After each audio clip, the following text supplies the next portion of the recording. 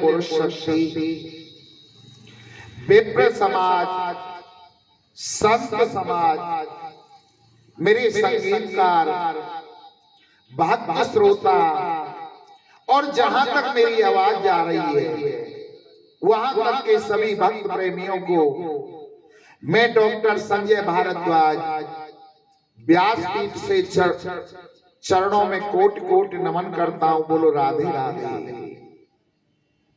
सिया राम में सब जग जानी, भैया करऊं प्रणाम जोरे जोग पानी। आज पंचम दिवस की कथा में प्रवेश करने से पूर्व जो कलयुग के अवतारी हैं, जिनका चारों युग में प्रताप है, ऐसे वीर बलवंत हनुमंत लाल के चरणों में दंडवत प्रणाम करते हैं। अगर भगवान की कथा का कोई सच्चा वक्ता है तो हनुमान जी महाराज, और अगर कोई सच्चा श्रोता भी है तो वो भी हनुमान जी महाराज हैं। हम और आप तो केवल निमित्त मात्र हैं, कर्ता कारक वही हैं। ऐसे वीर बलवंत हनुमंत लाल के चरणों में प्रार्थना करते हैं, दंडवत करते हैं। कथा प्रारंभ होत है, आओ वीर हनुमान, आसन आए विराज कर, करौ सर्व कल्याण। ऐसे वीर हनुमंत लाल के चरणों में दंडवत प्रणाम है।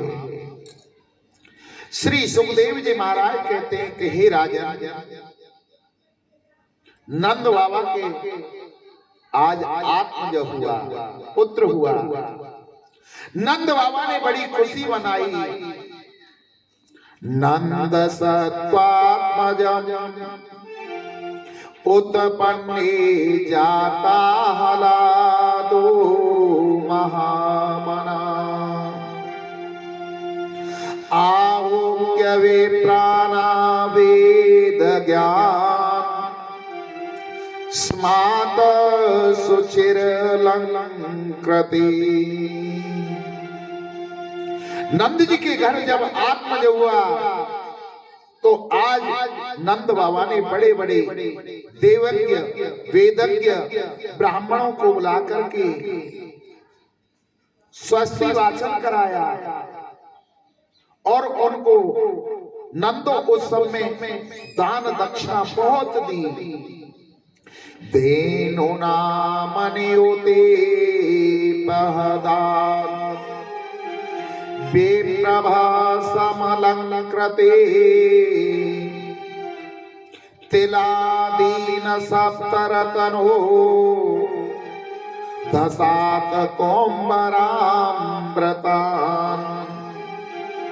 नंद बाबा ने लाला के जन्मोत्सव पर 2 लाख गौओं का दान किया, 7 तिल के पहाड़ बनवाए और उन पहाड़ों को सोने से मढ़वाया।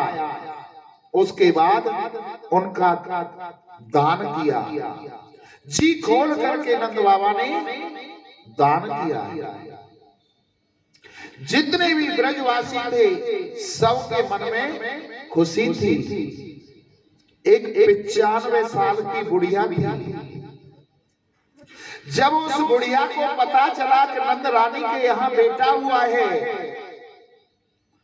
तो मैया भी अपने मन में विचार करने लगी कि मैं भी नंद रानी को बधाई देने जाऊंगी, बधाई लेकर के आऊंगी, लाला की खुशी मुझे भी है। उस मैया की 80 वर्ष पहले जो शादी हुई थी, शादी में लहंगा चुन्नी जो सिलवाए थे, मैया ने एक मटका में भर रखा। मटका में से अपने लहंगा चुन्नी को निकालो और वो मैया बूढ़ी 95 वर्ष की सज रही है। जो वस्तु होठों पे लगाने की थी लिपस्टिक, मैया को दिखता तो नहीं था 95 वर्ष में, बहुत कम दिखता था। होठों की वस्तु को तो आंखों पर लगा लिया, और जो आंखों में लगाई जाती है साई काजल, उसे होठों पे लगा लिया। और जाकर के कहने लगी, नंदो उस समय भैया कहाँ भयो, अरे लाला कहाँ भयो। ब्रजवासी ने 100-100 ग्राम के 50-50 ग्राम के माखन मिश्री के गोला बना रखे, और जैसे मैया ने पूछो कहाँ भयो, एक ब्रजवासी ने एक 50 ग्राम को माखन मिश्री को गोला उठायो और मैया के मुंह पे दे के मारियो। मैया के मुंह में एक भी दांत ना, गटक देसी ना, सीधो पेट में गयो। बोले तेरो मुंह मीठो भयो, बोले चोखो। सबने नंदो उत्सव मनायो। नंद बाबा यशोदा मैया ने देखा कि नंदो उत्सव में सभी आए हैं, परंतु रोहिणी जी नहीं आ रही। रोहिणी जी क्यों नहीं आई थी? क्योंकि उनके पति वसुदेव जेलों में बंद थे, और जब पति के जीवन पर कष्ट आए, दुख आए, जेलों में बंद हो, तो पत्नी को ज्यादा सजना धजना नहीं चाहिए। इसलिए माता रोहिणी के मन में खुशी तो अपार थी, और वहीं से अपने लाला को, कन्हैया को आशीर्वाद दे रही थी, परंतु नंदो उत्सव में सम्मिलित नहीं हो रही थी। नंद बाबा मैया यशोदा रोहिणी के पास गए और कहने लगे, रोहिणी जी आप क्यों नहीं लाला के उत्सव में आ रही? रोहिणी जी कहने लगी कि हे नंदरानी, मेरा लाला को यहीं से बहुत बहुत आशीर्वाद है। जब मैया यशोदा और नंद बाबा ने बार बार आग्रह किया कि तुम चलो नंदो उत्सव में, लाला के उत्सव में चलो, तो रोहिणी जी आ जाती हैं और लाला को, कन्हैया को अपनी गोदी में लेकर के मैया यशोदा को किस प्रकार बधाई दे रही है और किस प्रकार अपने लाला को आशीर्वाद दे रही है। कन्हैया को जुग जुग जीवे यशोदा तेरो ललना।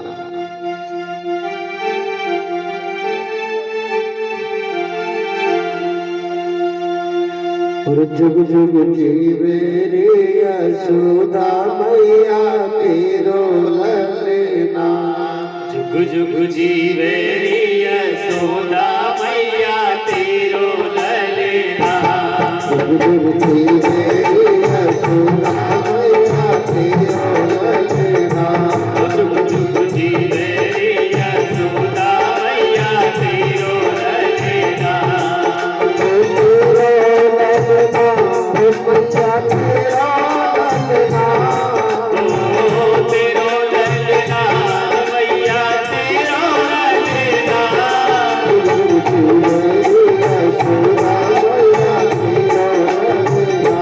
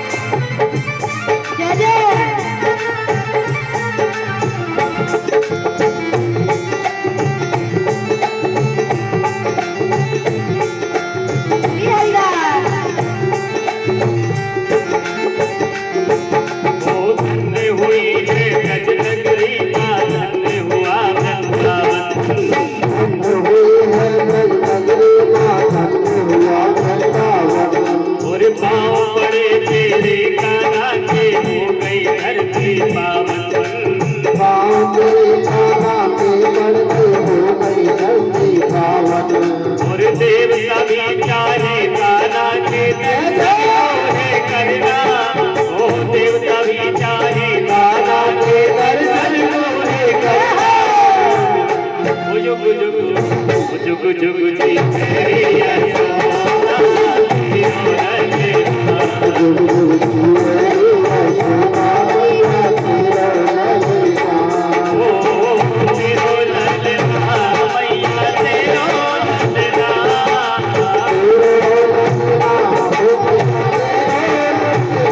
ओ जुग जुग जुग जी मेरी यशोदा तीनों रचना।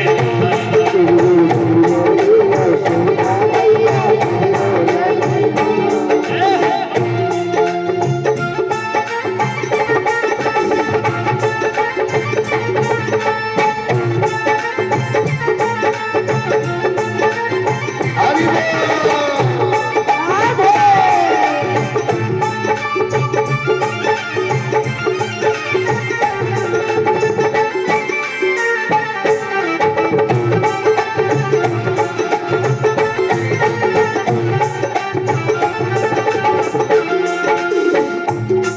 ओ कारी कारी अखियाँ मैया चुरा ले हे बार। तारे तारे अखिया मैया चुरा लेना। और जो भी देखे काला को वो हो जाए बिहार। देवी के काना को वो हो जाए। ओ कालती का कर दे मैया, कालती का कर दे मैया मालिन मेरा कहना। ओ कालती का कर दे मैया मालिन मेरा कहना।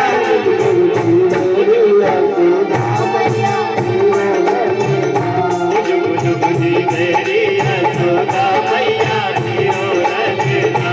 जुग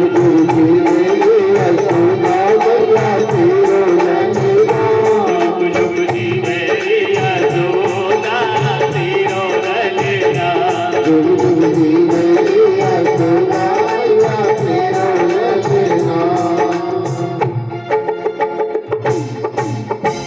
बोलो बाल कृष्ण कन्हैया लाल की जय जय श्री राधे श्याम।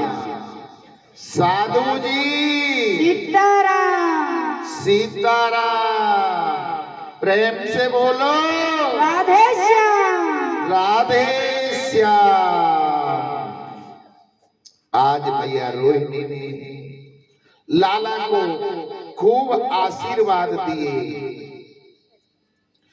नंद बाबा ने यशोदा जी से कहा कि हे यशोदा जी, आप नंदोत्सव को मनाइए, लाला के जन्मोत्सव को मनाओ, हम महाराज कंस को थोड़ा कर दे करके आते हैं। क्यों? राजा कंस बड़े राजा थे और आसपास के गांवों के जितने भी छोटे राजा थे सब कुछ न कुछ करके रूप में कंस महाराज को देते थे प्रतिवर्ष।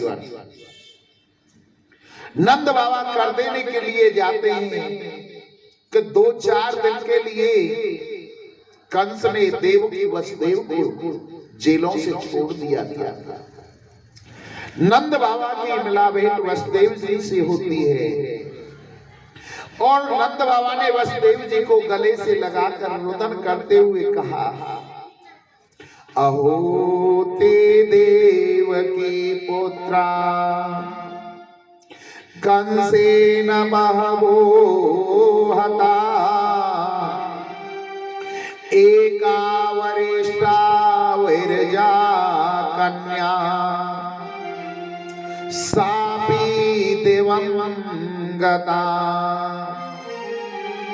कि हे वसुदेव जी, बड़े कष्ट की बात है, कंस ने तुम्हारे एक एक पुत्र को मार दिया, 7वां हुआ नहीं, 8वीं कन्या हुई। उस कन्या को भी मारने के लिए कंस आ गया और वो कन्या कंस के हाथ से छूटकर आकाश को चली गई। इतनी बात सुन करके वसुदेव जी कहने लगे कि नंद बाबा कोई बात नहीं है, जो तुम्हारे यहाँ लाला हुआ है ना, हम उसी को अपना लाला मान लेंगे। तो नंद बाबा कहने लगे, हमारो काहे को लाला, आप सभी के आशीर्वाद से हुए हो तो आप सबको लाला है। उसके बाद नंद बाबा कंस को कर देते हैं और कर देकर वहां से चल देते हैं। कंस ने आपातकालीन सेवा बुलाई, अपने मंत्रियों की बैठक बुलाई और कहा कि मेरा जो काल है वो इस ब्रज के अंदर जन्म ले चुका है। अरिष्टासुर, व्योमासुर, देनकासुर, केसी, पूतना सभी आ गए। बोले महाराज, पूतना कहने लगे कि महाराज ये कार्य आप हमें दे दीजिए। ब्रज के अंदर 1 महीने में जितने भी बालकों ने जन्म लिया है ना, उन सबको हम मारेंगे। बोले तुम कैसे मारोगे? कि हम अपने स्तनों पर विष कालकूट लगा करके जाएंगे और जहां जहां 1 महीने का बालक ने जन्म लिया, 1 महीने के अंदर सबका वध कर देंगे। बोले तुम्हें कौन घर में प्रवेश करने देगा? बोले महाराज उसकी आप चिंता मत करो, हम रूप बदल करके जाएंगे और घूंघट लगा के जाएंगे। घूंघट की ओड़ में बड़े बड़े कार्य हो जाते हैं। वैसे आपको एक बात बतलाऊं, घूंघट की प्रथा हमारे देश में प्राचीन प्रथा नहीं है। आप पूरी रामायण को पढ़ लीजिए, माता जानकी ने कभी भी दशरथ जी से घूंघट नहीं किया था। हाँ, बड़ों का मान सम्मान करना है, उसके लिए अपने सर पर कपड़ा रखो, पल्लू रखो। और ऐसे घूंघट का क्या फायदा? आपने घूंघट तो लगा लिया 1 हाथ का और घूंघट में से अपने बुड्ढे से ससुर से कह रहे हो आजा बजमारे तेरे मुंह पे हड़िया फोड़ू, तो ऐसे घूंघट का भी क्या फायदा? बुजुर्गों का सम्मान करना है, अपने सर पर पहलू रखिए। ये घूंघट की प्रथा हमारे देश में कब से चली? जब मुस्लिम साम्राज्य आया। मुस्लिमों से बचने के लिए हमारी बहन बेटी माताएं घूंघट करती थी, जिससे को उन्हें उनका चेहरा दिखाई ना दे। पूतना ने कहा कि मैं घूंघट लगा के जाऊंगी और कोई मुझे पहचान नहीं पाएगा। बोले ठीक है। पूतना अपने स्तनों पर विष कालकूट लगा करके ब्रज में घूमने लगी और जहां जहां 1 महीने के अंदर बालकों ने जन्म लिया था, वहां वहां जाकर उन बालकों का वध करने लगी। फिर गोकुल में पहुंच जाती है, जहां नंदोत्सव बड़ी धूमधाम से मन रहा था। जो राक्षस होते हैं ना, भेष तो बदल दिया था पूतना ने, परंतु मनुष्यों की अपेक्षा वो हर्ष पुष्ट ज्यादा होते हैं। जितने भी वहां ब्रजवासी थे, सबसे कम से कम 1 हाथ गाड़ी थी पूतना। सुंदर रूप बना रखा। तो एक ब्रजवासी ने कहा भैया जी कौन आ रही है? तो दूसरे ब्रजवासी ने तुरंत जवाब दे दिया, तोकू ना मतो, ये साली साहिबा आ रही है, साली साहिबा। और साली साहिबा का तो नाम लेते ही व्यक्ति रास्ता छोड़ देते हैं। अब तो ब्रजवासियों ने रास्ता छोड़ दिया कि शायद ये यशोदा जी के गांव से आई है, हमारी साली लगे, तो भैया या यशोदा के पास जाने दो। पूतना ब्रजवासियों के बीच से निकल करके और यशोदा जी के पास में, नंद रानी के पास में पहुंच जाती और जाके कहने लगी, यशोदा जी बधाई हो, बधाई हो। यशोदा जी ने समझो कि कोई पंडितानी आई है और लाला को आशीर्वाद देने के लिए आई है। बोले बधाई हो बहन, आप सभी के आशीर्वाद से हमें ये लाला प्राप्त हुआ है। आप एक काम करो, आप लाला के पास में खड़े हो जाओ, लाला पलना में सो रहे हो, घर में अतिथि बहुत आ रहे हैं, हम थोड़ा सा अतिथि सत्कार करें हमें। पूतना को लाला के पास में छोड़ो और मैया यशोदा भीतर अतिथि सत्कार करने के लिए चली जाती है। पूतना लाला को पालना में सोते हुए देख करके मन में विचार कर रही है, इसको 2-4 घूंट अपना दूध पिलाऊंगी और जब ये मर जाएगा इसे फेंक करके भाग जाऊंगी, कोई मुझे पकड़ नहीं पाएगा, किसी की ताकत नहीं है।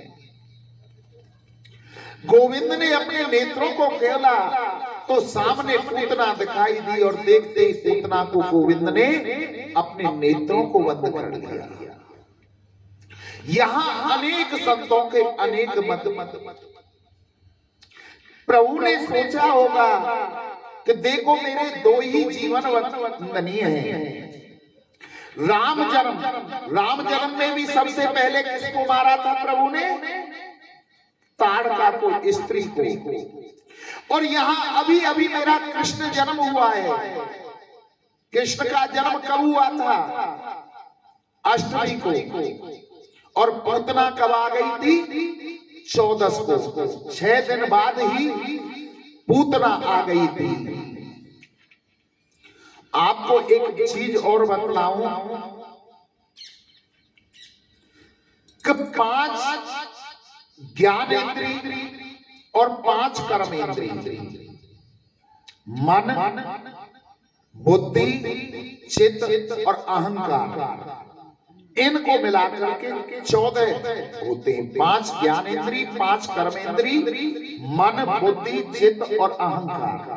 कितनी हो गई? 14 जगह पूतना का वास होता है, इसलिए पूतना 14 को आई। प्रभु ने अपने नेत्रों को बंद कर लिया कि देखो मेरे 2 ही जीवन वंदनीय हैं जो मनुष्य जीवन से जुड़े हुए हैं। राम जन्म में भी मैंने ताड़का को मारा, स्त्री को, और यहाँ मौसी पूतना आ गई मेरे हाथ अपना उद्धार कराने के लिए। मुझे इसके दर्शन नहीं करने। दूसरे संत का मत है कि गोविंद ने अपने नेत्रों को इसलिए बंद किया कि परमात्मा के नेत्रों में सूर्यवंश और चंद्रवंश में जन्म लिया था ना, एक नेत्र में सूर्य रहते थे और दूसरे में चंद्रमा। कि दे तो ये कैसी दुष्ट पापनी है जो गोविंद को मारने के लिए आई है, हमें इसके दर्शन नहीं करने, इसलिए चंद्र और सूर्य ने अपने आप को ढक लिया। एक संत का मत है कि कन्हैया ने अपने नेत्रों को इसलिए बंद किया था कि उन्होंने भोले बाबा को याद किया कि हे भोले बाबा, आपको तो विष पीने का अभ्यास है, क्योंकि जिस समय समुद्र मंथन हुआ था उस समय उसमें से बहुत सारा विष हलाहल निकला था। आप सारे विष को पी गए थे, आप आकर के हमारे कंठ पर विराजमान हो जाइए। दूध हम पीते जाएंगे और दूध के साथ में जो विष आए उसे आप पान करने जाएंगे। अनेक संतों के यहाँ अनेक मत। पूतना ने कन्हैया को अपनी गोदी में उठा लिया और अपना स्तन पान कराने लगी। जब छोटा बालक स्तन पान करता है ना, तो कैसे करता है? एक स्तन को अपने मुंह में ले लेता है और दूसरे स्तन को हाथ से, नन्हे से हाथ से पकड़ लेता है। ऐसे ही गोविंद ने पूतना के एक स्तन को अपने मुंह में ले लिया और दूसरे छोटे से नन्हे से हाथ से पूतना के दूसरे स्तन को पकड़ लिया। पूतना मन में सोचने लगी कि 2, 4, 10 घूंट पिएगा और जैसे ही इसकी मृत्यु होगी मैं इसे फेंक करके भाग जाऊंगा। गोविंद को पीते पीते 5 मिनट हो गए, 10 मिनट हो गए, घटक घटक गोविंद दूध को पीते जा रहे। अब तो मेरे गोविंद ने पूतना के प्राणों को खींचना प्रारंभ किया। प्राण जब अवरुद्ध होने लगे, सांस नहीं आने लगी, तो पूतना कहने लगी, अरे लाला छोड़, अरे लाला छोड़। कन्हैया कहने लगे, मौसी हमें पकड़नो आवे छोड़नो तो आवे ही ना आए। पूतना कहने लगी अरे देखो इस दारी को छेदना को बालक बोले। अब तो पूतना ने भयंकर रूप धारण कर लिया। लाला छोड़, लाला छोड़, और वहां से लाला को लेकर के दौड़ लगा।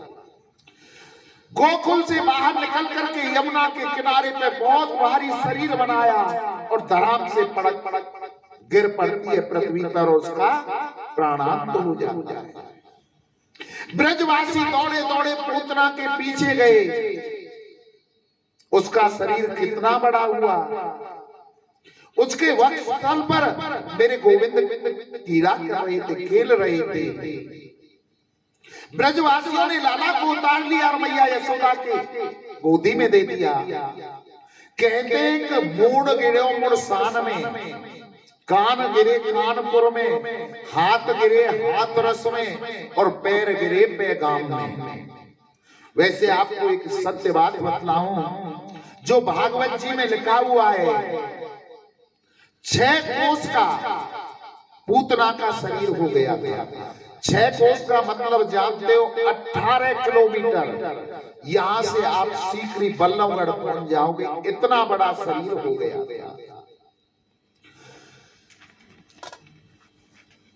उसका इतना बड़ा शरीर था। अब इतने बड़े शरीर को एक साथ तो जलाया नहीं जा सकता था। उसको छोटे छोटे भागों में काटा गया और जब उसे जलाया तो कहते हैं कि राक्षस के शरीर को अगर जलाते हैं तो उसमें से बहुत बुरी दुर्गंध आती है, परंतु पूतना के शरीर से दुर्गंध नहीं आई थी, चंदन जैसी खुशबू आई थी। किसके कारण? मेरे गोविंद ने पूतना को वो गति प्रदान की जो कभी माता यशोदा और देवकी को मिलेगी। कार्य कैसा भी किया हो, परंतु पूतना ने मुझे अपना दूध पिलाया था और दूध पिलाने का कार्य माँ का होता है। और ये पूतना कौन थी? आपको एक चीज और बतला दो। ये पूतना बलि की पत्नी थी, राजा बलि की पत्नी।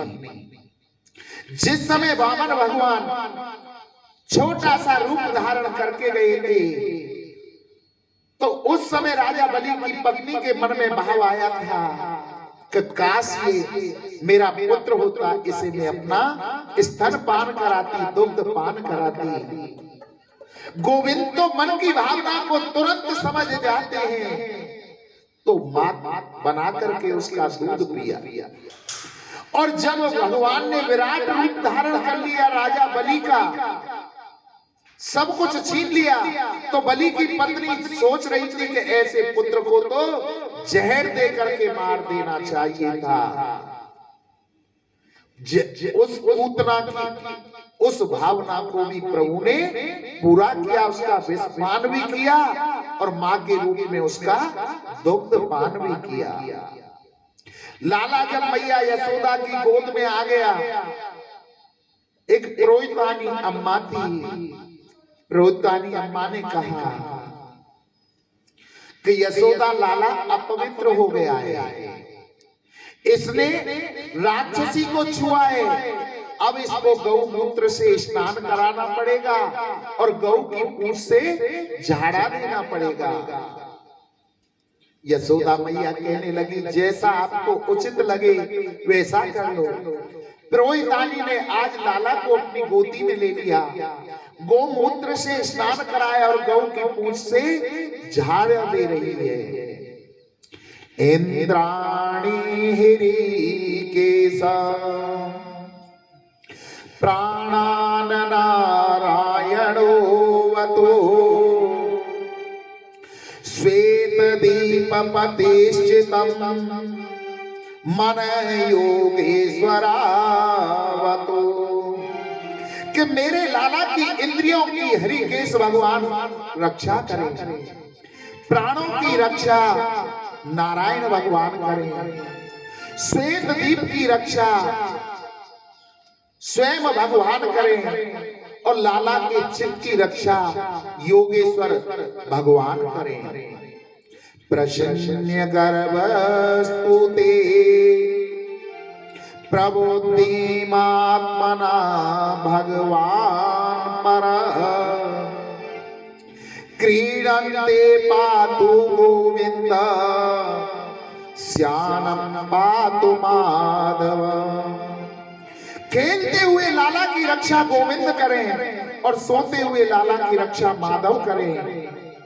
भगवान गोद में हंस रहे हैं कि देखो मेरे नाम से ही मुझे झाड़ा दिया जा रहा है। कहूं कहा लगे नाम बड़ाई, रामन सकहि राम गुण गाई। नाम का इतना गुण है, कौन उसका वर्णन कर सकता है। जिस समय प्रभु राम लंका के लिए जा रहे थे, समुद्र के किनारे पहुंच गए, तो वहां पर नल नील पुल कैसे बना रहे थे। पत्थरों पर राम लिखते और उसे समुद्र में छोड़ देते। जिस पत्थर को राम लिख करके छोड़ते वही पत्थर तैर जाता। प्रभु ने देखा कि ये केवल मेरा नाम लिख करके समुद्र में छोड़ रहे हैं और पत्थर तैर रहे हैं। प्रभु श्री राम ने एक पत्थर उठाया और जाकर के अपने हाथ से समुद्र में पत्थर को छोड़ा, तो वो पत्थर डूब गया। राम जी ने आकर के नल नील से पूछा कि हे नल नील, आप केवल पत्थर पर राम लिख करके समुद्र में छोड़ रहे हैं कि वो तर जाता है, तैरने लगता है, और स्वयं मैंने अपने हाथ से पत्थर छोड़ा तो वो डूब गया। नल नील ने कहा कि प्रभु, जिसने आपके नाम का सहारा ले लिया, जिसने राम नाम का सहारा ले लिया, इस संसार से वो तर जाता है। समुद्र की तो बात ही क्या है, संसार से तर जाता है। और जिसने राम नाम नहीं लिया उसने कोई धन नहीं कमाया। और प्रभु जिसे आपने छोड़ दिया तो वो कैसे तर सकता है जिसे प्रभु ने छोड़ दिया। राम नाम के हीरे मोती, हाँ कृष्ण नाम के हीरे मोती, मैं बिखराऊं गली गली, ले लो रे कोई राम का प्यारा, शोर मचाऊं गली गली। राम नाम के हीरे मोती, मैं बिखराऊं गली गली,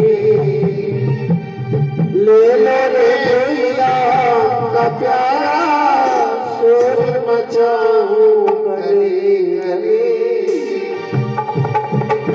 राम नाम के हीरे मोती, मैं बिखराऊं गली गली, ले लो रे कोई राम का प्यारा, शोर मचाऊं गली गली। ले लो रे कोई राम का प्यारा, शोर मचाऊं गली गली। राम नाम के हीरे मोती, राम नाम के हीरे मोती, मैं बिखराऊं गली गली, ले लो रे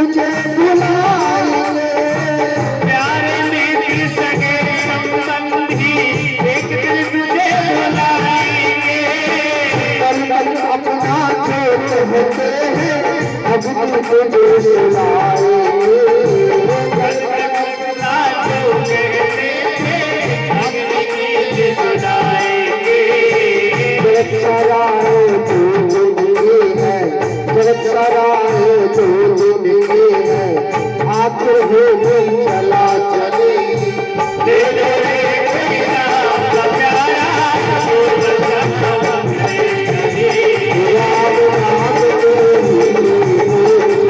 प्रेम जुड़ाओ कभी कभी बोले कोई राम का प्यारा प्रेम जुड़ाओ कभी कभी दे दे कोई राम का प्यारा जो बचाओ लगी लगी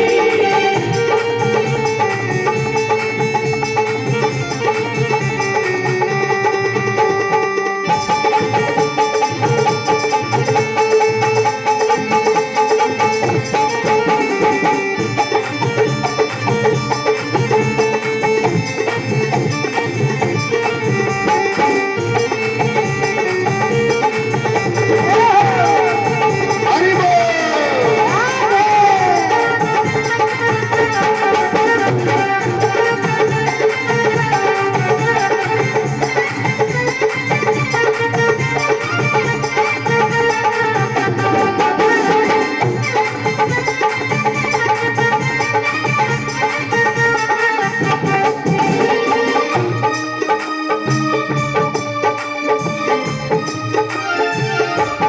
तू करता है मेरा मेरी छोड़ के तू अभिमान को क्यों करता है मेरा मेरी छोड़ दे तू अभिमान को झूठे धंधे छोड़ के बंदे जपल प्रभु के नाम को ओहो झूठे धंधे छोड़ दे बंदे अपने प्रभु के नाम को झूठे धंधे छोड़ के बंदे जपल प्रभु के नाम को झूठे धंधे छोड़ दे बंदे अपने प्रभु के नाम को कोट का ये चमन खिला है तो दिल का ये चमन खिला है धूप छाए कभी कभी फिर मुरझाए कभी कभी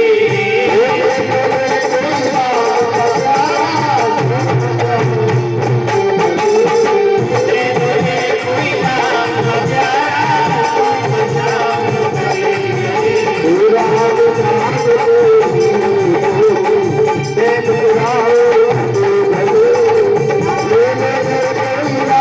का प्यारा बचाओ कभी कभी दे दे कोई राम का प्यारा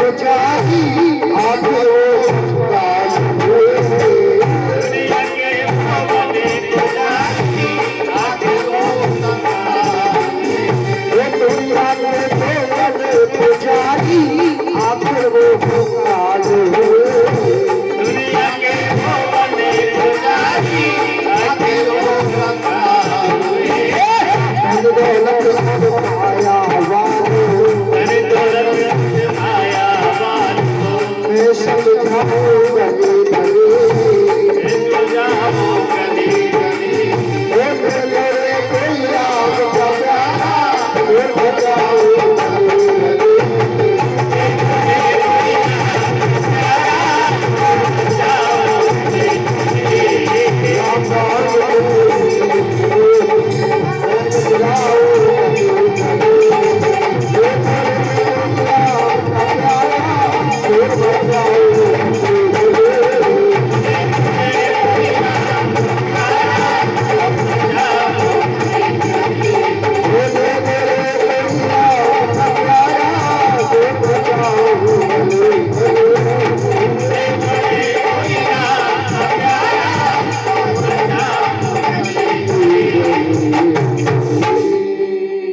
बोलो बाल कृष्ण कन्हैया लाल की जय। बोलो राघवेंद्र सरकार की जय। जय जय श्री राधे श्याम।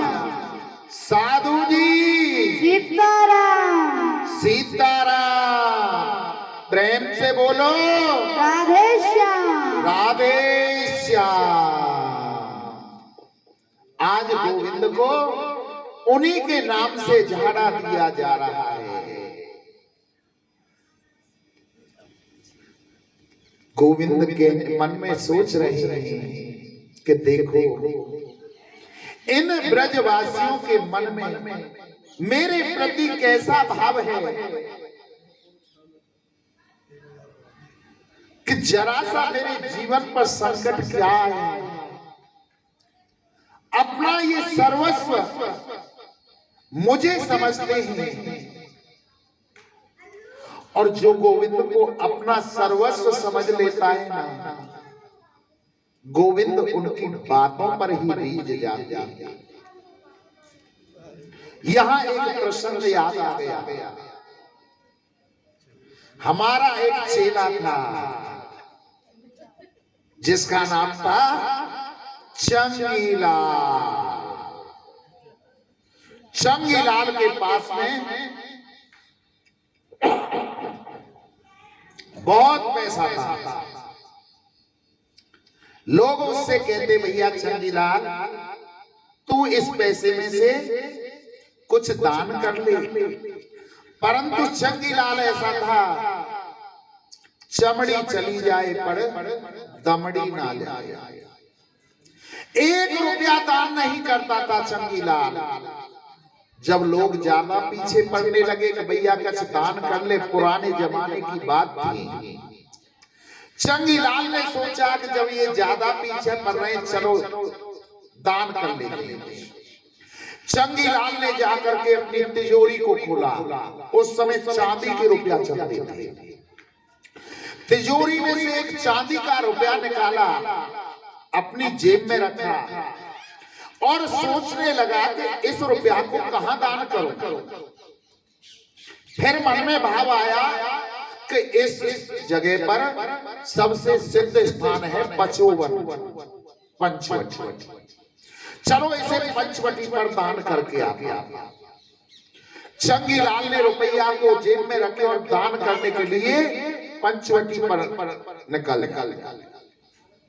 पंचवटी पर पहुंचा। उस दिन था मंगलवार। वहां जाकर के देखा चंगीलाल ने कम से कम 2 किलोमीटर लंबी लाइन लग रही, अपार भीड़ वहां। चंगीलाल सोचने लगे कि आज 1 रुपया दान करने आए, काई ने ये रुपया काट लियो तो हमारा तो दान ही नहीं होगा। एक काम करते हैं, इसे मुट्ठी में बंद कर ले। जेब में से रुपया निकाल लियो और अपनी मुट्ठी बंद कर लियो, कोई अब काट के दिखावे हमारी जेब। लाइन में लग गए हो, तकरीबन 2 से 2.5 घंटा तक लाइन में लगे रहे। धीरे धीरे धीरे और जैसे लाइन हनुमान जी के आगे नंबर आयो, चंगीलाल को मुट्ठी खोली दान करने के लिए। देखो गर्मी को टाइम हो, रुपया पसीज गए हो, पसीना आ रही। रुपया भी पसीज गो जब किसी चीज को आप मुट्ठी में बंद करके रखोगे। अब तो चंगीलाल रुपया माई देखे और झरझर आंसू बहने लगे चंगीलाल के। बोले रुपया और तो दान करने में वो भी रोना आ रहा है, ले मेरा तो अपने से अलग में छाड़ रहे और चुप देसी ना जेब में वापस रख लियो। निकल के बाहर दर्शन करके चल दियो कि बाहर गुरुजी मिले, बोले गुरुजी एक बात पूछूं? बोले पूछो चेला। कोई ऐसा उपाय बता दो कि जा में रुपया तो लगे ना मेरा एक और भगवान मुझे मिल जाए। गुरुजी कहने लगे अरे चंगीलाल, अगर रुपया से भगवान मिलते तो टाटा बिरला इनके यहाँ तारेन में भगवान बंद होते, वो किसी को दर्शन नहीं होने देते। पैसे से तो केवल धन पवित्र होता है, भगवान नहीं मिलते कभी। पैसा दान करते उससे धन पवित्र होता है। अगर परमात्मा को ढूंढना है, परमात्मा से मिलना है तो मन से उनका भजन करो। बोले गुरुजी एक रुपया ना लगेगा फिर मेरो, कि एक भी रुपया ना लगेगा तो मन से पूजा करना। बोले कैसे पूजा करनी है? कि सुबह 4 बजे उठियो और मन में भावना लियो कि मैं गंगा जी जा रहा हूँ, जाने की भी जरूरत नहीं है, मानसिक पूजा कर लियो कि मैं गंगा जी जा रहा हूँ, गंगा जी में डुबकी लगा रहा हूँ, वहां से गंगा जल लेकर के आ रहा हूँ और गोपाल जी को स्नान करा रहा हूँ, उनको चंदन लगा रहा हूँ, पुष्प लगा रहा हूँ, माखन मिश्री दूध को भोग लगा रहा हूँ। बोले ऐसी मन में सोचने से ही भगवान मिल जाएंगे? बोले हाँ। अब तो चंगीलाल सेठ अपने घर को आ गए। पूरी रात आपको नींद नहीं आई, पूरी रात नींद नहीं आई और दिन उठे करे 4 बजे वादे 3:30 बजे ही उठो। उठ के फटाफट से नहा धो के और घर के मंदिर में जा करके बैठ गए। आलती बाल्टी लगा ली, आंख बंद कर ली और मन में सोच रो कि मैं गंगा जी जा रहा हूँ। गंगा जी पहुंच गो, गंगा जी में डुबकी लगा रहा हूँ, गंगा जी में स्नान कर रहे हूँ, वहां से गंगा जल लेकर के आ रहा हूँ, अपने गोपाल जी को स्नान करा रहा हूँ, उनके चंदन लगा रहा हूँ, पुष्प चढ़ा रहा हूँ, तुलसी पत्र लगा रहा हूँ, भोग के लिए दूध मिश्री को भोग लगा रहा हूँ। पहले दिन की पूजा में चंगीलाल को 15 से 20 मिनट लगे। अपने आसन से खड़े हुए, अपनो नाश्ता पानी करे, दुकान के लिए निकल गए। दुकान पर भी आज चंगीलाल का मन नहीं लगा। रात हुई, रात को भी ऐसी बेचैनी में उठो। दूसरे दिन भी यही काम किया, दूसरे दिन लगे उसे आधा घंटा। इस पूजा को करते करते 6 महीने हो गए चंगीलाल को, और अब तो उसका मन ऐसा लगने लगा उस मानसिक पूजा में ही कब उसको 7-7, 8-8 घंटे हो जाते उसे पता ही नहीं चलता है। ऐसा भाव में खो जाता। ऐसे ही 6 महीने बाद आज पूजा कर रहा था चंगीलाल। 4 बजे उठ करके स्नान करके अपने मंदिर में बैठा घर, और जाकर के मन में भाव लागने लगा कि आज तो हम गंगा जी पैदल ही जा रहे हैं।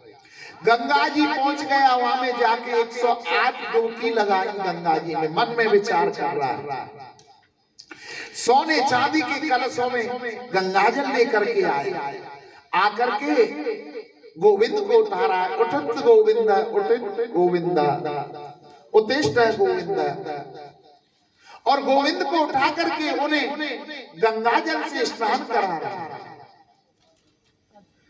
स्नान करा करके चंदन लगा रहा है, पुष्प चढ़ाए, तुलसी पत्र चढ़ाया, दूध एक कटोरे में ले आया, गरम गरम दूध। आज एक गड़बड़ हो गई चंगीलाल से। जो मिश्री का डिब्बा था आज उसमें चम्मच नहीं थी। डिब्बे का मुंह इतना था कि उसमें हाथ जा नहीं सकता था। चंगीलाल ने सोचा क्या उठ के जाऊं, क्यों परेशानी करूं, ले डिब्बा से थोड़ी सी इसमें मिश्री डाल देता। उस दूध में कटोरा में डिब्बा से ही मिश्री डालने लगे हो, बीच में खांसी आ गई और खांसी आई तो बैलेंस बिगड़ गयो और जो डिब्बा में मिश्री थी वो सारी दूध में चली गई। अब तो चंगीलाल को दिमाग खराब। अरे 1 महीना को भोग को काम चलतो और सारी मिश्री आधी गिर गई। फिर मन में सोचने लगे कि अब ही घोरी ना होगी, अब ये घोरी ना होगी, या निकाल के रख लो डिब्बा में। अब तो चंगीलाल वाल से दूध में से मिश्री को निकालने के लिए जैसे ही हाथ दिया तो गोविंद ने हाथ पकड़ लिया। बोले अरे चंगीलाल, यो बता तेरे कहाँ को दूध कहाँ की मिश्री, मन कोई तो तेरो दूध हो और मनते ही तेने मिश्री बनाई, तेरो कौन सो घर ते पैसा लगे हो। चंगीलाल कहने लगे ओहो चोको, अब तो परिये मीठे ते प्रसन्न होए, 6 महीना ते पूजा करने लगे रो, जब ते एक भी दिन ना दर्शन दिए, आज मीठो ज्यादा पड़ गो, पहले ही दिन मीठो ज्यादा डाल दे तो पहले ही दिन दर्शन है जाते मीठे ते खुश होए।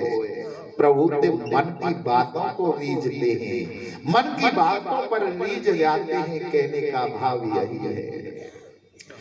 जब जब मेरे प्रभु ने जन्म लिया है, चाहे वो राम जन्म हुआ हो, चाहे कृष्ण जन्म हुआ हो, तब तब भोले बाबा उनका दर्शन करने के लिए आते हैं। राम जन्म हुआ था तब भी भोले बाबा दर्शन करने के लिए अयोध्या गए थे। वहां मैया कौशल्या ने जब उन्हें दर्शन नहीं कराए थे तो भोले बाबा रो करके वहां से चल दिए थे। प्रभु ने फिर ऐसी कृपा की कि भोले बाबा को वहां दर्शन दिलाए। आज कैलाश से भोले बाबा ने अपना रूप बदल लिया और कृष्ण भगवान के दर्शन करने के लिए गोकुल आते हैं। नाम रख लिया ज्योतिषी महाराज शंकराचार्य जी। वेश तो बदल लिया परंतु सांप बिच्छू जो गले में थे वो तो लटक रहे। आकर के मैया यशोदा के द्वार पे कहने लगे अलख निरंजन, अलख निरंजन। मैया ने देखा द्वार पे कोई बाबा जी है। एक थाली में आटो, चावल, दाल, मिर्च, मसाले, हीरे मोती सब रख के लेकर के आ गए। बोले बाबा लो, सीधा ले लो। भोले बाबा कहने लगे कि मैया न तो हमें आटो चाहिए, न दाल चाहिए, न चावल चाहिए, न सीधो चाहिए, न हीरे चाहिए, न मोती चाहिए। फिर बाबा को कहा चाहिए कि हमें अपने लाला के दर्शन करा दे। बोले बाबा अपने लाला के दर्शन तो ना करा। बाबा कहने लगे मैया कैसे भी दर्शन करा दे। कि नाना मेरो लाला अभी अभी सोयो है, मैं दर्शन नहीं कराऊंगी। और देख तेरे गले में सांप बिच्छू है, इन्हें तो देख के मेरो लाला वैसे ही डर जाएगा। बोले मैया या तो दर्शन करा दे, नहीं तो मैं शंख बजा दूंगी। भोले बाबा ने अपने होठों पे शंख को रखो और वहां में फूंक मारनी प्रारंभ करी। अब तो मैया कहने लगी मत शंख बजावे हो बाबा मत शंख बजावे, ज्ञान मत अलख जगावे, और पूजू तेरे पाव रे, पालना में सोवे मेरो जगी जग लाल रे। पालना में सोवे मेरो जगी जग लाल रे। पालना में सोवे मेरो जगी जग लाल रे। पालना में सोवे मेरो जगी जग लाल रे। बाबा मत शंख बजावे, बाबा मत शंख बजावे,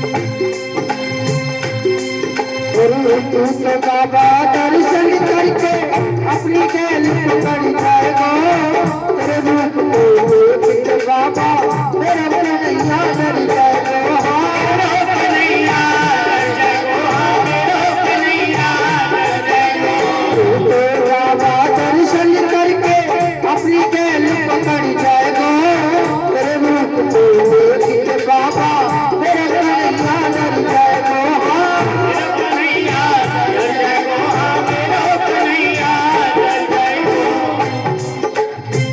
बादल को मुक्ता तारे घर पे बोले तुम्हारे बादल को मुक्ता तारे घर पे बोले तुम्हारे कारे कारे काजरे काले बाप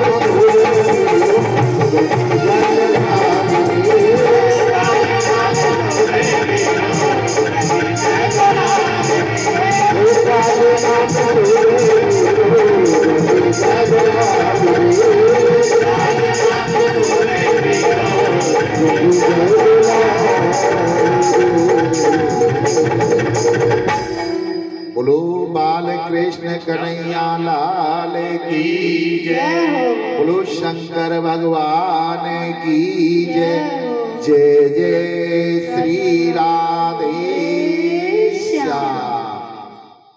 मैया कहने लगी बाबा तेरे हाथ जोड़ू तेरे पाम पूजू या संके मत बजावे मेरो लाला सोर होए और वैसे भी देख तेरे सांप बिच्छू लटक रहे इन्हें देख के मेरो लाला डर जाएगा। भोले बाबा बार बार आग्रह करते कि मैया हमें कुछ भी ना चाहिए, न तेरो सोनो चाहिए, न हीरे चाहिए, न मोती चाहिए, न आटो चाहिए, न दाल चाहिए, कुछ भी ना चाहिए, बस अपने लाला के दर्शन करा। बोले बाबा कुछ भी है जा लाला के दर्शन तो को ना करा। भोले बाबा कहने लगे ओ मैया सुन, देख तेने बाल हट देखी होगी, राज हट देखी होगी, तेने कभी योगी हट ना देखी होगी।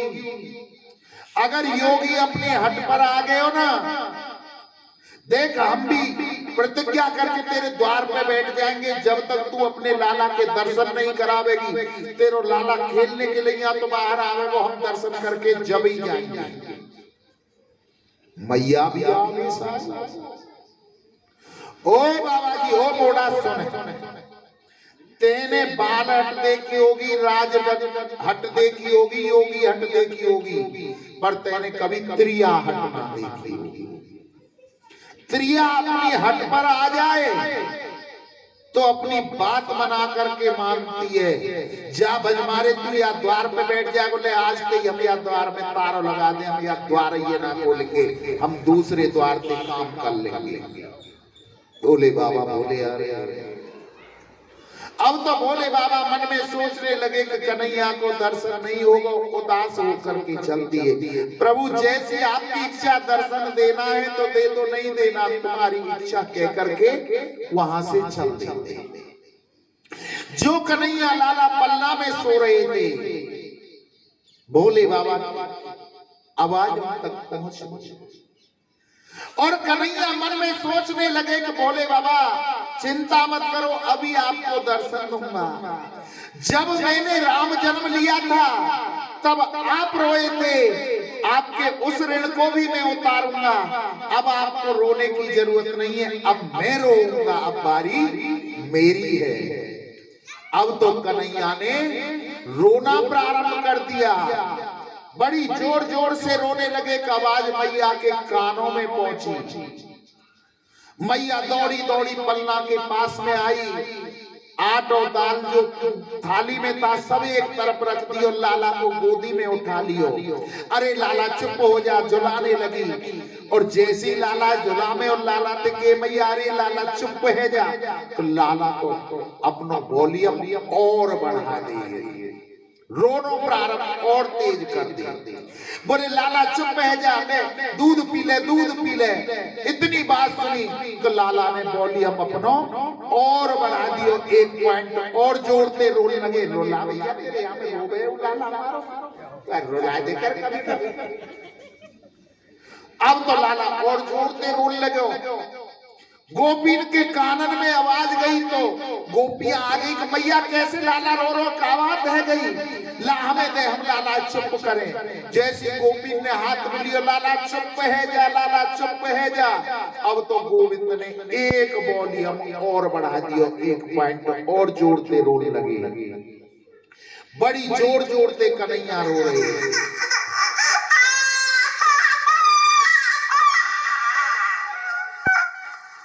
अब तो कहने लगी मैया ते गोपियां कि मैया हो न हो, लाला को काई की नजर लग गई है। बोली नजर किसकी लग गई? लाला तो सोरो में ने तो काई लाला दिखाया ही ना। बोले घर पे कोई आयो? कहाँ आयो? तो एक बाबा जी मोड़ा आयो। बोले वो तो वही जादू कर गो, वही को जादू कोना चल गो, वही की नजर लग गई। बोले कितने गए? बोले इसके मंडी माई जो कथा चल रही है ना, ये तो को गए हो जा, तो जल्दी पकड़ के ला, अभी ज्यादा दूर ना गए। अब तो एक नई सी गोपी ने बड़ी जोर से दौड़ लगाई और बाबा के डोरे पहुंच। हो बाबा, सांस फूल गो, हो बाबा, हो बाबा। बोले हाँ। कि मैया यशोदा बुला रही है, हम ना जा रहे। बोले क्यों? कि मैया अपने लाला के दर्शन तो करा भाई। बाबा तू चल ना, जब चलेंगे देख हम यहीं बैठे हैं। मैया पहले पूछ के आ जा, अगर अपने लाला के दर्शन करावेगी तो हम चले, नहीं तो हम नहीं चले। गोपी दौड़ के मैया के पास आई और कहने लगी मैया बाबा तो ऐसे कह रहा कि अगर लाला के दर्शन करावे तो आवे, नहीं तो नहीं। बोले कैसे भी तू लेके आ जावा, दर्शन करा देंगे, हमारा लाला सही होना चाहिए। जाकर के गोपी दोबारा से कहती है चल रे योगी नंद भवन में, तो यशोदा माए बुलावे, वहां के लाला को नजर लगी है, राइनो ने करावे। हे योगी बाबा तू चल, मैया यशोदा के लाला को नजर लग गई है, वो लाला की नौन राई करानी चाहता। अब तो भोले बाबा आ गए और भोले बाबा ने देखा कि कन्हैया मैया की गोदी में रो रहे हैं। भोले बाबा ने कहा कि मैया लाला को मेरी गोदी में दे दे। मैया ने डरते डरते लाला को भोले बाबा की गोदी में दियो और जैसे ही भोले बाबा की गोदी में गए तो लाला रो भूल गए, खिलखिला के हंसने लगे बड़ी जोर से। मैया कहने लगी ओ बाबा, ओ बाबा, ओ बाबा देख लाला सही है वो, लाला सही है वो, लाला सही है वो, ला मेरे लाला को वो दे दे। और जैसी मैया की गोद में वापस दियो तो लाला ने तो फिर जोर जोर से रोना चालू कर दिया और अब के तो पूरा वॉल्यूम बोल दियो बड़ी जोर जोर दी। मैया कहने लगी ओ बाबा देख तेरी गोद में जैसे लाला जाग खिलखिलावे ना, ऐसा कोई जादू तो ना करे कि मेरी गोद में भी ऐसी खिलखिलाने लगे। तो बाबा कहने लगे मैया लाला मेरी गोद में दे। मैया बोली ले बाबा, पर देख देख देख देख देख तो शाम को मुंह फनोरे पुआरो या के फने परे कर ले। बोले मैया ये कछु ना कहिए, लाला को बाबा की गोद में दे दियो। और बोले मैया जब ये तेरी गोद में खेलेगो मेरी बात सुने, एक मेरी शर्त है। वह शर्त मान बता बाबा का शर्त है कि जब भी तेरो लाला नहावे और वहां को नहाने को जो जल आवे ना वो आके मेरे ऊपर पड़े, ऐसो मेरो मंदिर बना दियो। तो मैया यशोदा कहने लगी रह रे योगी नंद भवन में, ब्रज में वासो कीजे, जब जब मेरो लाला रोवे तब तब दर्शन दीजे। हे बाबा मैं तेरो ऐसा ही मंदिर बनाऊंगी, तू यहीं पे रहे और जब जब मेरे लाला को नजर लग जाए करे तू नजर उतारने को आ जाए करे। तो मैया यशोदा ने ऐसा मंदिर बनायो जिसे आज भी नंदेश्वर महादेव के नाम से जाना जाता है। गोपेश्वर के अंदर वो मंदिर है, बोलो नंदेश्वर भगवान की।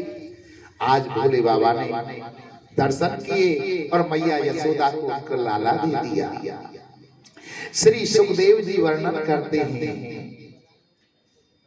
कि हे राजन, भगवान 1 वर्ष के हुए और बलदाऊ जी 2 वर्ष के हो गए, परंतु अभी तक दोनों भाइयों का नामकरण संस्कार नहीं हुआ। तो वसुदेव जी मन में सोचने लगे कि मेरे पुत्रों का अभी तक नामकरण संस्कार नहीं हुआ। तो उन्होंने अपने गुरु गर्गाचार्य जी को बुलाया और गुरुजी से कहा कि हे गुरुजी, तुम गोकुल में जाओ और मेरे वहां 2 पुत्र हैं, एक 1 वर्ष का और एक 2 वर्ष का, उनका नामकरण संस्कार करके आओ। परंतु ऐसी युक्ति से करके आना कि कंस को पता नहीं चल जाए। अगर कंस को पता चल गया तो बालकों के जीवन पर संकट आ जाएगा, क्योंकि हमारे पुरोहित हो तुम। और कृष्ण बलराम किसके यहाँ है? नंद बाबा के यहाँ। और नंद बाबा के यहाँ पुरोहित है सांडिल्य जी। अगर आप नामकरण संस्कार खुले आप करके आओगे तो कंस को पता चल जाएगा कि वसुदेव के पुरोहित करके गए, तो बालक वसुदेव के ही ये दोनों, इसलिए गुप्त रूप से करके आना। गर्गाचार्य जी ने कहा कि महाराज आप चिंता मत करो, बिल्कुल गुप्त करके आऊंगा, कानों कान किसी को पता नहीं पड़ेगी। गर्गाचार्य जी मथुरा से और गोकुल में आ जाते हैं। नंद बाबा के द्वार पर पहुंचे तो नंद बाबा ने गर्गाचार्य जी को देखा तो हाथ जोड़कर प्रणाम किया कि अहो भाग्य हमारे जो गर्गाचार्य ब्राह्मण हमारे द्वार पर आए। बोले पंडित जी आपको प्रणाम है, कहो कहां से आ रहे हो?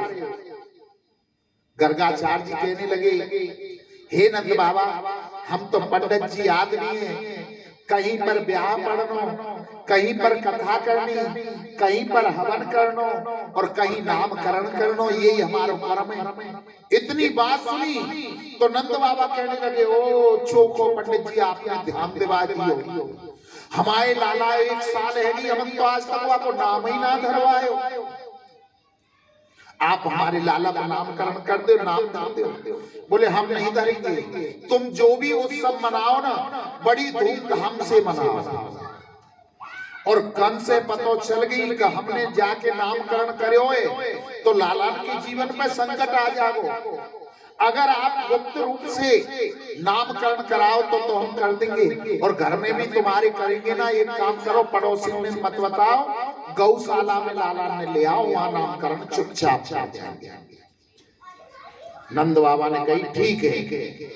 जाकर के मैया यशोदा और रोहिणी से कह दिया कि दोनों बालक अपने लेके गौशाला में आ जाओ। गर्गाचार्य जी आए, उनको नामकरण संस्कार करवाएंगे। मैया ये सोची चलो कोई ढंग को बाबा आए हो, ले जाके और मैया बैठ गई। अब मैया ने प्लान बना दियो, देखेगी बाबा जी में कुछ ज्ञान है कि वैसी खड़ी पोता है। बालकों को अल्द बल्द कर लिया, रोहिणी की गोद में तो दे दियो कृष्ण को और मैया यशोदा ने अपनी गोद में ले लियो बलराम जी को। अब तो नामकरण करने के लिए यहाँ बैठे गर्गाचार्य जी अपने मन में सोचने लगे कि देखो जो जगत का पिता है, आज मुझे उसका नामकरण संस्कार करने का सौभाग्य प्राप्त हुआ है। समाधि 2 प्रकार की होती है, ध्यान समाधि और त्राट समाधि। ध्यान समाधि उसे कहते हैं जिसमें नेत्र बंद होते हैं, मुंह बंद होता है और सांस चलती रहती है। और त्राट समाधि उसे कहते हैं जिसमें मुंह भी खुला का खुला रह जाए, आंख भी खुली की खुली रह जाए और सांस आनो जानो बंद हो जाए। गर्गाचार्य जी की त्राट समाधि लग गई। जैसे ही लालाओं को देखो, अब तो मुंह खुलियों को खुलियो रह गए, आंख खुली की खुली रह गई, सांस आनो बंद। मैया यशोदा ने रोहिणी जी में कौनी मारी रोहिणी जी देखो ये काहे गो गया बाबा जी के मुंह तो लगे ही बाबा जी पधार गो लगे। अच्छो नामकरण संस्कार करने आयो हमारे घर पे, हमें तो उल्टे आके 12 बामन करने पड़ते लगे। हाथ मुंह के आगे ले जाके घुमा के देखो, आंख के आगे कुछ भी नहीं। अब तो मैया घबरा गई दोनों मैया ने, और बाबा जी को पकड़ो गर्गाचार्य जी को और जोड़ते हिले ला दियो। बाबा विराट समाधि खुल गई। बोले बाबा ठीक ठाक हो? कहा कि लाला की एक ऐसी रेखाई जो बड़े ध्यान से देखनी पड़े हुआ रेखा देख रो। हमने तो सोची बाबा कहीं तुम चले ना गए हो, कहीं तुम्हारे 12 वामन करने पड़ जाते, हमें तो अच्छो डर लगो। फिर गर्गाचार्य जी ने सोचा कि इन मैयाओं से क्या छुपाता हूँ, आज इनको बता ही देता हूँ कि तुम्हारी गोद में जो बालक बैठे हैं ना वो कोई साधारण नहीं, वो भगवान। इतना ही कहने मन में सोच ही रहे थे गर्गाचार्य जी, कन्हैया ने इशारे में मने कर दी कि ये मत बता देना हम भगवान हैं। पता है भगवान की पूजा कैसे करती हैं? मैया कभी भी हमने देखा है कि मथुरा वृंदावन हरिद्वार कहीं जाएंगी तो वहां से भगवान जी ले आएंगी और ला करके घर में जो छोटो सा आलो होगा ना वहां में लाके भगवान जी ने बैठा था। 4 चनौरी को भोग सुबह लगा में और 4 चनौरी को भोग सांझ के लगा में, ज्यादा करेंगे तो 1 गिलास दूध धर देंगे। ऐसे भगवान जी की पूजा हुए। और ज्यादा कहीं ब्याह शादी को या कहीं पे निमंत्रण आ जाए ना, वादन दूध भी गयो। ऐसे भगवान जी की पूजा हुई। तो भगवान कन्हैया ने कह दिया कि मैया को मत बता देना हम भगवान हैं, नहीं तो मैया अलवारी में बैठा देगी और 4 चनौरी को भोग सुबह लगेगा और 4 को सांझ के। अब तो गर्गाचार्य जी कहने लगे कि मैया अब मैं तुम्हारा बच्चों का नामकरण संस्कार करता हूँ। तो नंदरानी कहने लगी मैं पहले बड़ी हूँ, मेरी गोद में जो बालक है उसका नामकरण करो। गर्गाचार्य जी ने देखा कि मैयाओं ने बालकों को बदल लिया है, नामकरण करते हैं। अहम ही रोहिणी पुत्रो रमणं सुहृदये गुणे आख्यास्ते राम इति बलादि क्वादवलंबिदो। कहे माता तुम्हारी जो गोद में जो बालक बैठा है ना वो तुम्हारा बालक नहीं, रोहिणी का बालक है। मैया ने इतनी बात सुनी, बोली खड़िया पोता बाबा जी नहीं है, सत्य बता रहा है। जो हीरे मोती उनकी अंगूठी पहन रखी मैया ने हाथ में से उतार कर बाबा जी के चरणों में चढ़ा दी। तो बाबा सत्य कह रहे, बोले इस बालक का नाम राम होगा, परंतु बल की अधिकता होने के कारण सब इसे बलराम कहेंगे। इसका एक नाम हलधर होगा, एक नाम संघर्षण होगा। बलराम जी का नामकरण कर दिया। जो माता रोहिणी की गोद में बालक बैठा था उसका नामकरण करते हैं। आसान वर्णास्त्रोह स्व ग्रहतो अनुयुगम तनो सुकल रक्तस्तया पीतम इदानी कृष्णातः गत। कि इनका पहले शुक्ल वर्ण था, फिर पीत वर्ण हुआ, उसके बाद ये कृष्ण वर्ण में आए, इसलिए इनका नाम कृष्ण होगा। ये गौओं को चराने वाले होंगे तो इसलिए इनका नाम एक गोपाल होगा। ये पर्वत को उठाने वाले, गिरी को उठाने वाले होंगे, इसलिए इनका एक नाम गिरधारी होगा। इनका नाम मधुसूदन होगा। ये माखन चुराएंगे तो मधुसूदन कहलाएंगे। मैया यशोदा कहने लगी, ओ बाबा जी सुन, दान दक्षिणा अगर कम रह गई हो तो और दे देंगे, इधर उधर की बात मत कर। कभी के गाय ने चराने वालों गोपाल होगो, कबो पर्वत उठाने वालों गिरधारी होगो, कबो माखन चुराने वालों मधुसूदन होगो, इधर उधर की बात अन्य मत कहे। कृष्ण नाम बताओ, ठीक है कृष्ण नाम है, परंतु हम तो अपने लाला को नाम आप रखेंगे, हम तो अपने लाला के कनुआ केंगे, कनुआ हमारे लाला को नाम होगो। मैया ने अपने आप ही नामकरण कर लियो, कनुआ नाम रख दियो। गर्गाचार्य जी आज दोनों बालकों का नामकरण करके वहां से चले जाते हैं। श्री सुखदेव जी महाराज कहते हैं कि हे राजा, अब जरा तू अपने नेत्रों को बंद करके प्रभु की बाल लीलाओं के दर्शन कर। प्रभु 1.5 वर्ष के हुए, घुटमन घुटमन चलना सीख गए। और एक दिन मैया ने लाला को पल्ला में सुलाया कि पल्ला में से उतर करके अपने आप ही घुटमन घुटमन चल दिए। देखा कि नंद बाबा अपने पूजा घर में सालिग्राम भगवान की पूजा कर रहे थे। अब तो लाला ने नंद बाबा को देखा तो घुटमन घुटमन पूजा गृह की ओर चल दिए। बाबा ने देखा कि लाला मेरी तरफ आ रहा है, दूर से ही कहा बाबा ने, ओ लाला दूर दूर, जय जय जय जय जय जय, मगर भाई मंदिर में नहीं आवे। कन्हैया मंदिर के द्वार पर आलती पालती लगा करके बैठ गए और ठोड़ी पे हाथ रख दी और बाबा माइयों देख रहे। बाबा ने अपने सालिग्राम भगवान को उठायो, गंगा जल से स्नान करा, दूध से स्नान करायो, दही से स्नान करायो, शहद से स्नान करायो, शर्करा से स्नान करायो, पंचामृत से स्नान करायो। लाला सोच रहे कि बाबा इन्हें रोज दूध दही शहद से स्नान करावे, पंचामृत से स्नान करावे, तो ये तो बड़े मीठे है। अब तो बाबा ने सबसे स्नान करा के लास्ट में शुद्ध जल से स्नान करा के चंदन लगा करके और सालिग्राम भगवान को सिंहासन पर विराजमान कर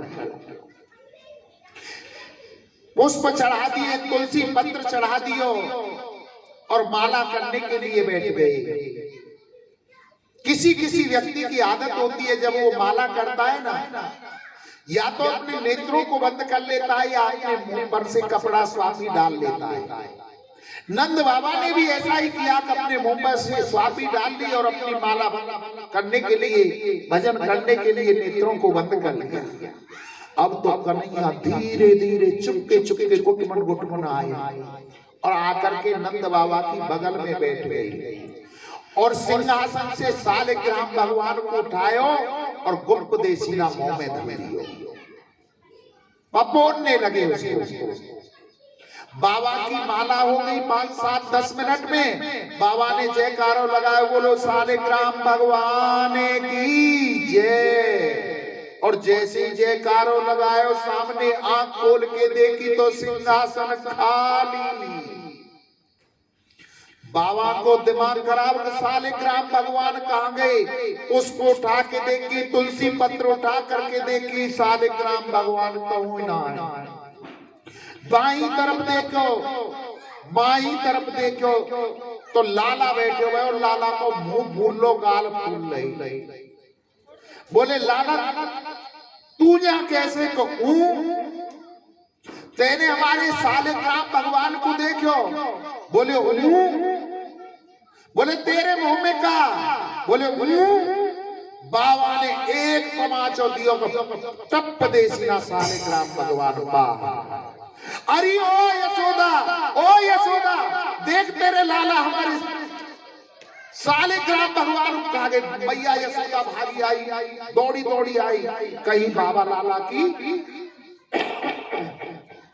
पिटाई ना लगा दे। आके सबसे पहले अपने लाला को गोद में लियो। बोले कहा भयो? बोले देख तेरे लाला ने हमारे सालिग्राम भगवान को मुंह में दे लियो। बोले लाला का पतोई, लाला ने तो गुलाब जामुन समझी होगी, गुलाब जामुन समझ के लाला खाएगा। तुम्हें ध्यान रखना चाहिए हो। आज नंद बाबा सालिक राम भगवान से प्रार्थना मांगते हैं, क्षमा मांगते हैं कि लाल भगवान इस बालक को नहीं पता है, इसे क्षमा कर देना। उन्हें गंगा जल दूध सहित आदि से स्नान करा। श्री सुखदेव जी वर्णन करते हैं कि हे राजन, प्रभु 1.25 वर्ष के हो गए और थोड़ा थोड़ा चलना सीख लिया था। शेष महेश गणेश दिनेश सुरेश हूँ जाहि निरंतर ध्यामे, ताई अखंड अनंत अनादि अवैध अद्भुत सुवेद बतामे। नारद से सुख व्यास रहे, पछहारी को पुनि पारन पामे। ताई अहिर की छोहरिया छछियावर छाछ पे नाच नचामे। जिस पर ब्रह्म परमात्मा का ब्रह्मा विष्णु महेश कोई भी देवता पार नहीं पाया है, आज उसे ब्रज में छछियावर नाच पर नाच नचाता है। गोविंद जब धीरे धीरे चलने लगे, ठुमक ठुमक करते, ऐसा लगता है जैसे मेरे प्रभु नाच रहे हैं। मैया ने देखा मेरा लाला नाच रहा है। यशम ददाती इति यशोदा, जो अपने यश को लाला को देती है उसी तो यशोदा क्या कहा गया है। कीर्ति ददाती इति कीर्तिदा, जिसने अपनी कीर्ति को राधा को दिया वो कीर्ति आके लाई। आज पहली बार मैया यशोदा के अंगना में लाला नाच रही है। नाचे नंद लाला नचावे हर की मैया।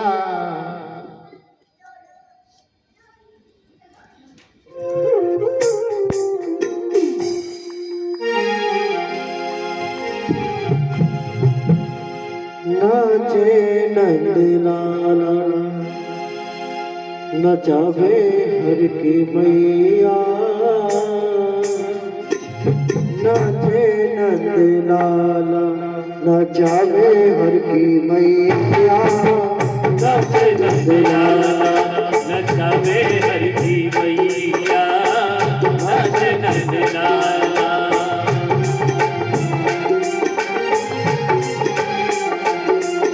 नचावे हर की मैया। नचावे हर की मैया। नचावे हर की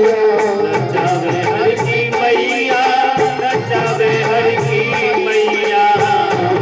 हर की मैया। नचावे हर की मैया। नचावे हर की मैया। नचावे हर की मैया। नचावे हर की मैया। नाचे नंद लाल नचावे हर की मैया। नाचे नंद लाल।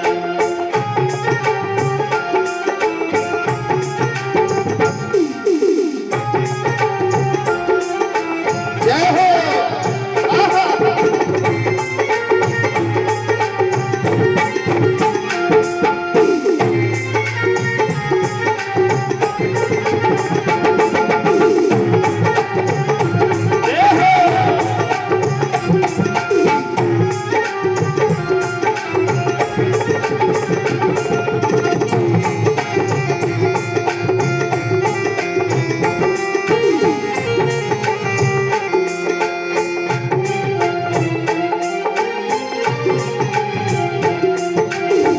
मथुरा में हरि जन्म लिया। मथुरा में हरि जन्म लिया। मथुरा में हरि जन्म लिया। मथुरा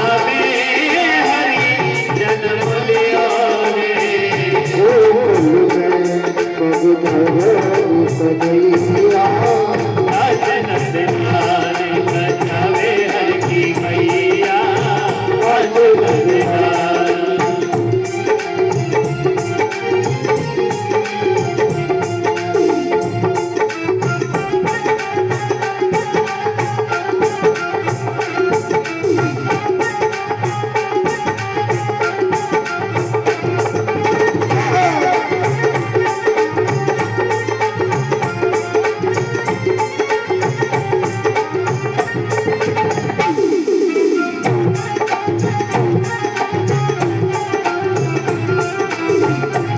साधु जी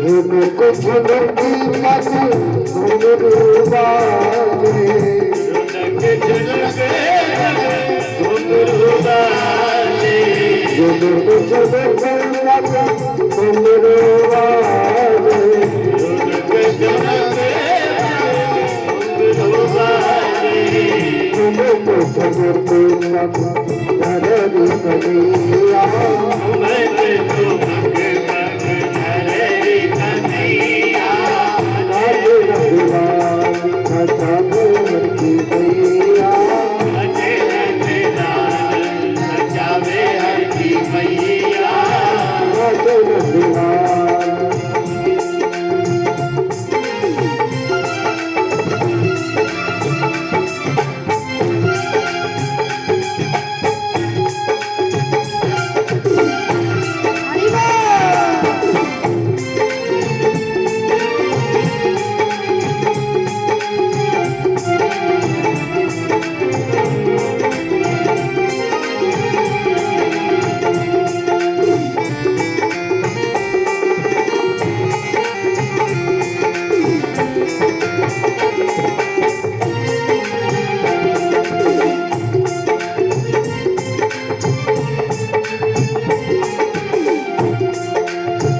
साल न ओढ़े लाला दुसाला न ओढ़े साले न ओढ़े लाला साला न ओढ़े साल न ओढ़े लाला दुसाला न ओढ़े साले न ओढ़े लाला साला न ओढ़े हर समरिया में बदल ओढ़िया राधे नंदलाल बचावे हर की मैया राधे रघुलाल बचावे हर की मैया राधे नंदलाल बचावे हर की मैया बचावे हर की मैया बचावे हर की मैया बचावे हर की मैया बचावे हर की मैया बचावे हर की मैया बचावे हर की मैया बचावे हर की मैया बचावे हर की मैया राधे रघुलाल बचावे हर की मैया राधे नंदलाल बचावे हर की मैया राधे रघुलाल बचावे हर की मैया राधे नंदलाल बचावे हर की मैया बोलो बाल कृष्ण कन्हैया लाल की जय जय श्री राधे श्याम। साधु जी सीताराम सीताराम प्रेम से बोलो राधे श्याम राधे श्याम। अब तो मैया अपने लाला को नचा रही थी कि किसी ब्रज गोपी ने लाला को नाचते हुए देख लिया और जाकर के अन्य ब्रज गोपियों से कहा कि बहनों देखो नंद नानी के यहाँ पर लाला नाचता है। अब तो उनके मन में भी भावना जागृत हुई कि लाला के हम भी दर्शन करें नाचते हुए, हम भी लाला को देखें तो सही। अब उन्होंने आपस में विचार बनाया कि कैसे जाएं, कैसे दर्शन करें। बोले एक काम करना कल जब सासू माँ मंदिर में पूजा करने के लिए जाए ना, कोई एक मटकी फोड़ना, कोई 2 मटकी फोड़ना, कोई 4 मटकी फोड़ना। और जब सासू माँ मंदिर से पूजा करके आ जाए, पूछे किसने फोड़ी, तो कह दियो कि नंद को छोरा आयो, यशोदा को छोरा वो आके फोड़ गो। और जब सासू माँ उल्हाने के लिए यहाँ भेजेंगे तो तब चलेंगे। बोले ठीक है, सारी गोपिन ने प्लान बना लिया। अब तो दूसरे दिन जैसे ही सासू माँ मंदिरों में पूजा करने के लिए आ गई, काई ने 1 मटकी फोड़ी घर की, काई ने 2 मटकी फोड़ी, काई ने 4 फोड़ी। और जो नई नई बहू आई वहां तो सबरी मटकियां फोड़ दी। सासू माँ जब मंदिर से लौट करके आई, उन्होंने मटकी फोड़ी हुई देखी, बोले ये कहा है जी कौन करो है? बोले वो जो नंद को छोरा है ना वो आयो सासू माँ और मटकी आने पोर गो। अच्छा, वह नंद के छोरा की इतनी हिम्मत, दारी को आके हमारी मटकी आने पोर गो। देखो हम जाएंगी तो नंद रानी से हमारी लड़ाई है जाएगी, तो जाओ और अच्छी तरह धमका के आइयो, शिकायत करके आइयो। बहू तो यार बात बेटी का कब सासू माँ या बात की। अब तो नई नई बहू चल दी, टोल को टोल। नंद रानी दही बिलो रही, जंगला में दे देखियो और पूरा टोल आ रहा। बोले न तो आज एकादशी, न पूर्णमासी, न मैंने घर में कोई कथा रखी, न कोई कीर्तन रखियो, फिर ये नई नई बहू क्यों आ रही है? दूध को वहीं छोड़े और द्वार पे आके नंद रानी, आओ बहन आओ। सब आ गई, कहो कहाँ है? बोले तुम पहले जो बताओ तुम्हारा छोरा कहाँ है? बोले छोरा लाला तो सोर हो। बोले बुलाओ है, बड़ो नटखट है गो है। बोले बात कहा है, बात तो बताओ। एक गोपी कहने लगी, कहा बता में मैया, तुम्हारा लाला है ना जो लल्लू है, माखन की चोरी करने लगे। बोले अच्छा, जरा सो माखन दे देती तो काय को चोरी कर, तो तू जरा से माखन की शिकायत करने चली आई। बोले हमने दियो हाथ को दियो ना खावे लाला, यो के हमें तो चोरी को ही अच्छा लगे। बोले अच्छा, तो एक काम करती, अपने माखन छीके पे टांग देती, वह कहाती ना तो कहाँ से चोरी करे। कि ये काम भी हमने करके देख लियो, ये काम भी हमने करके देख लियो। देखने में वो बिलाद भर को सो लगे, परंतु बड़ो चालाक है। पहले 8 मित्रों को खड़ा करेगा, उसके ऊपर 6 मित्रों को खड़ा करता है, फिर 4 मित्रों को खड़ा करता है, फिर 2 ने खड़ो करे और उनके ऊपर आप चढ़ जाए। आप तो खाए खाए औरन ने भी खराए, बंदरन ने खवावे और लास्ट में मटकिया हुए पूरे आवे। बोले अच्छा, या बिलाद वर्के में इतनी अकल? हाँ। दूसरी गोपी कहने लगी, इतनी अकल ना, और सुनो, हमारे बछड़ा बचिया उन्हें खोले आवे। बोले यो तो अच्छो काम है, त्यारो हाथी तो बढ़ावे। बोले बताओ कब खोल के आवे? जब दूध निकालने को टाइम होगा ते आध घंटा पहले जावेगो और बचिया बचियाना ने खोले आवे, हमारे लिए एक बूंद दूध ना बचे। बोले अच्छा। इतने में तीसरी गोपी कहने लगी, परसों हम सत्यनारायण की कथा करवानी, हमने भगवान सत्यनारायण को सिंहासन लगायो, पंजीरी बूंद रही। इतने में आए, आके बोले भाभी जी प्रणाम। हम बोले प्रणाम। बोले जाके अपने सत्यनारायण भगवान के दर्शन कर लो। हम दौड़ी दौड़ी गई, हमने जाके देखो पट्टा पे सत्यनारायण की तस्वीर तो एक तरफ रखी, वहां 2 पिल्ला ने रखा है। ऐसा काम करे। इतने में कन्हैया उठ करके आके देखो, थर थर कांप रही थी कि आज इन गोपी ने शिकायत लगाई है, मैया छठी को दूध याद दिला देगी। क्या ताकत थी ब्रह्मा की जो विधाता को, परमात्मा को कपा सके, क्या ताकत थी विष्णु महेश की, आज मैया के डर से कांपते हैं। मैया ने कहा लाला तेरी बड़ी शिकायत हमें तेरी पिटाई लगेगी। तो लाला ने कहा कि मैया अब कोई शिकायत नहीं आएगी। श्री सुखदेव जी वर्णन करते हैं कि हे राजन, आज मेरे प्रभु 3 वर्ष के हो गए और कन्हैया ने मन में सोचा कि देखो इस ब्रज की भूमि का शास्त्रों में बड़ा उल्लेख है, बड़ा वर्णन किया गया है। रमण रेत लेट्यो नहीं, कियो न जमुना पान, रे मन तू समझो नहीं, ब्रज को तत्व महान। जिसने ब्रज में जाकर रमण रेती में लुटी नहीं लगाई और यमुना जी का जल का पान नहीं पिया, उस मूर्ख ने ब्रज के तत्व को ही नहीं समझा है। आज इस ब्रज की महिमा की रज को बढ़ाने के लिए मेरे प्रभु ब्रह्मांड घाट पर जाते हैं और जाकर के वहां मिट्टी का इतना बड़ा डेला उठाया और मिट्टी के डेले को उठा करके प्रभु खा जाते हैं। 1 डेला खाया, 2 डेला खाए, 3 डेला खाए।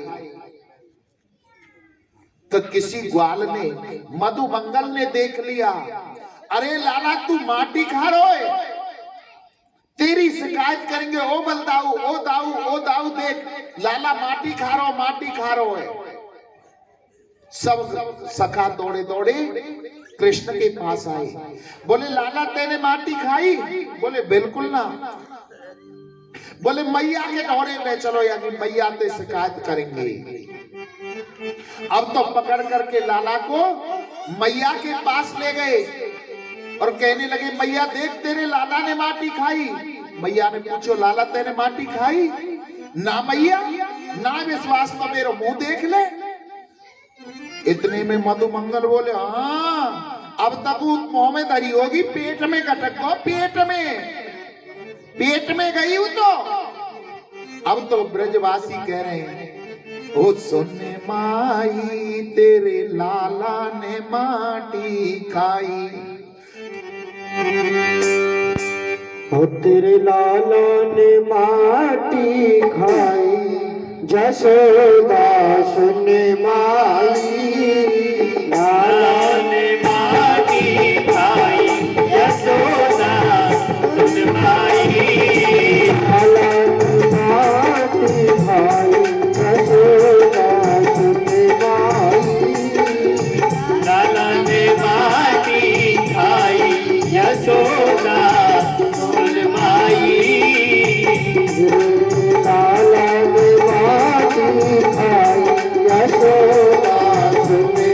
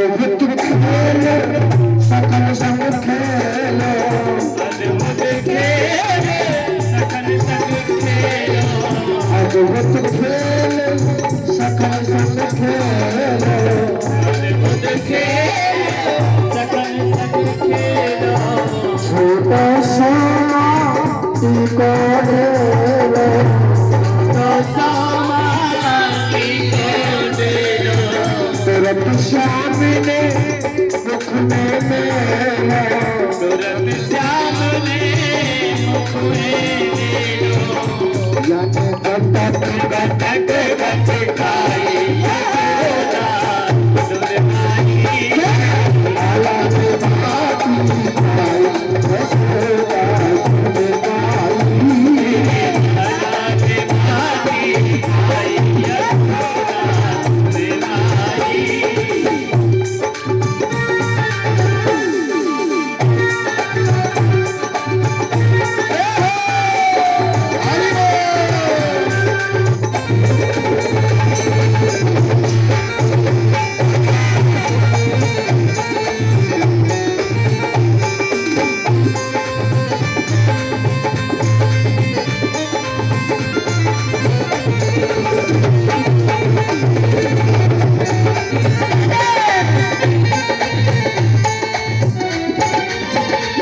छोटा लाट में आई माटी क्यों न लाट ने खाई माटी छोटा लाट में खाई माटी क्यों न लाट ने खाई माटी बाभन में कबहु नाटी बाभन को कब हो नहीं नाती बाभन में कबहु नाटी बाभन को कब हो नाती यशोदा ये सब छाई साथी यशोदा ने समझाए साथी यद देख दया नहीं खाई यशोदा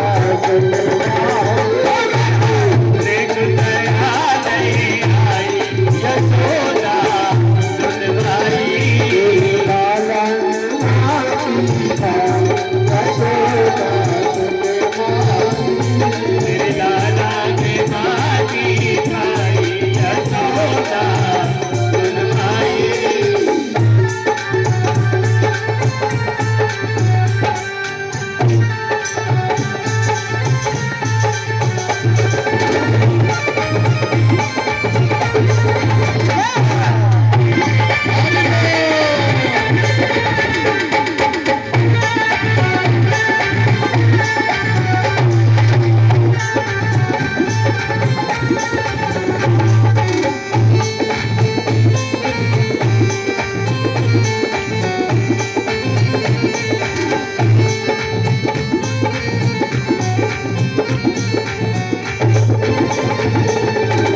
मुख के माही अंगुली मेली के माही उंगली तेरी मुख के माही अंगुली मेली मुख के माही उंगली मेरी निकल पड़ी माटी की डोली निकल पड़ी माटी की ढेरी निकल पड़ी माटी की डोली निकल पड़ी माटी की ढेरी पीड़ नहीं पालन की मेली पीर भई बालन की मेरी पीड़ नहीं पालन की मेली पीर भई बालन की